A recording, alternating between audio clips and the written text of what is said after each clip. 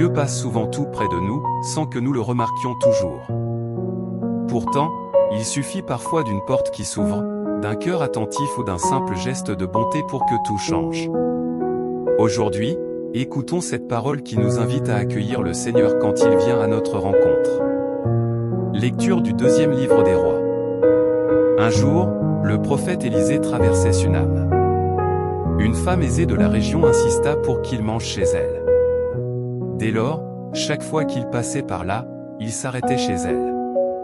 Elle dit à son mari, « Je suis certaine que cet homme qui vient régulièrement est un saint homme de Dieu. Construisons-lui une petite chambre sur la terrasse, nous y mettrons un lit, une table, un siège et une lampe. Ainsi, quand il viendra, il pourra s'y reposer. » Le jour où Élisée revint, il monta dans cette chambre et y passa la nuit. Il dit alors à son serviteur, « Que pourrions-nous faire pour cette femme ?» Le serviteur répondit, « Elle n'a pas de fils, et son mari est âgé. » Élisée dit, « Appelle-la. » Elle vint et se tint à la porte.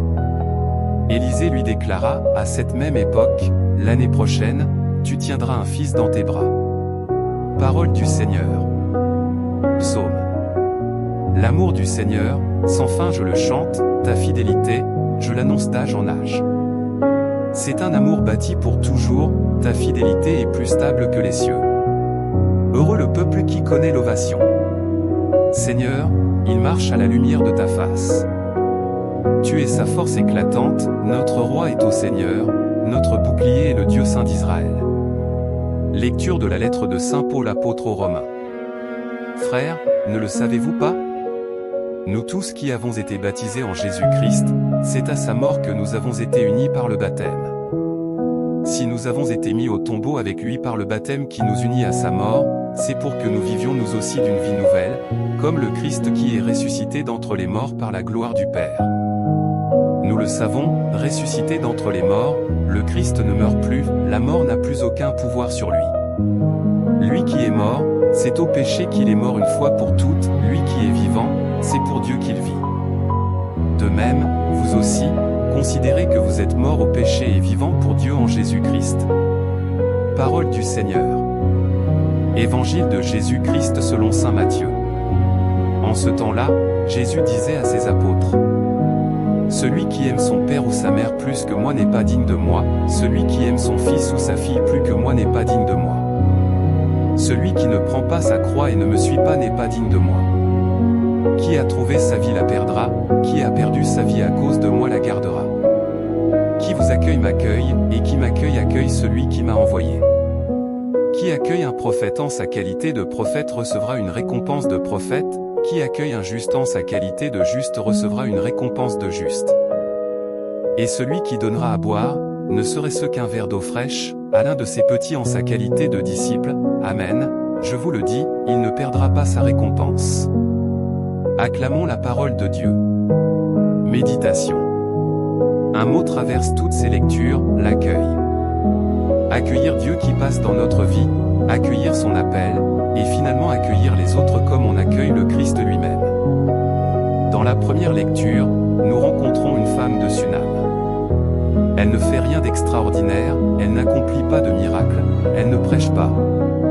Elle ouvre simplement sa maison et prépare une chambre pour le prophète Élisée. Ce geste tout simple révèle un cœur attentif et disponible. Beaucoup voyaient passer Élisée, mais elle l'a reconnu et lui a offert un lieu de repos. Dieu agit souvent ainsi dans nos vies. Il ne force pas la porte. Il passe discrètement, il frappe doucement.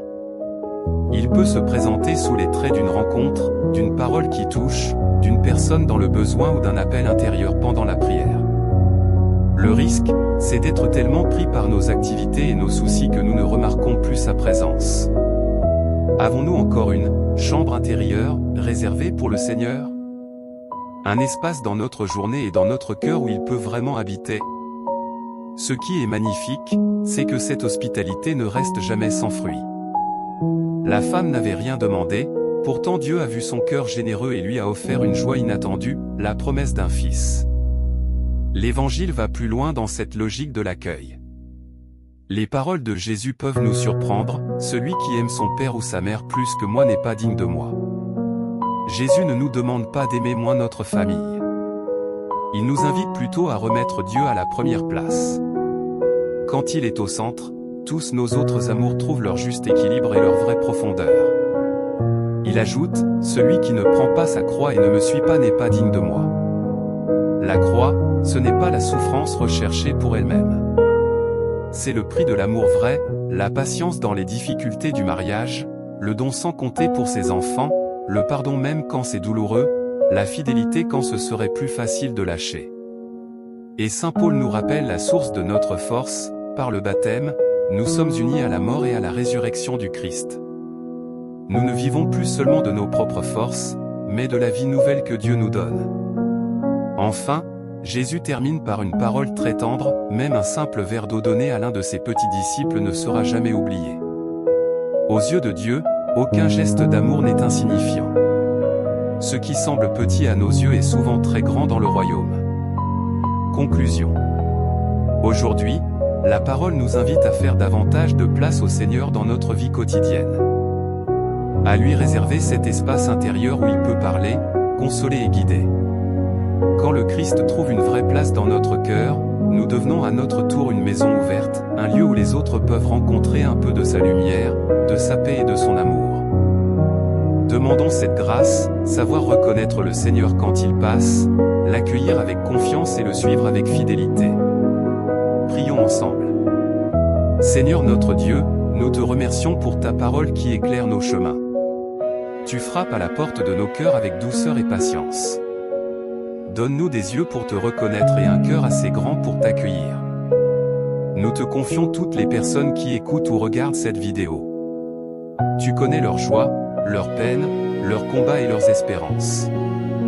Apporte ton réconfort là où il y a de la fatigue, ta paix là où il y a du doute, et la chaleur de ton amour là où il y a de la solitude. Nous te prions particulièrement pour ceux qui portent une lourde croix, les malades, les personnes en deuil, celles qui traversent des difficultés familiales, financières ou intérieures. Que tous sentent que tu marches à leur côté. Nous te présentons aussi toutes les intentions déposées dans les commentaires. Accueille-les avec tendresse. Seigneur, fais de nous des témoins de ton amour. Reste avec nous et fais grandir en nous la joie de te suivre. Amen.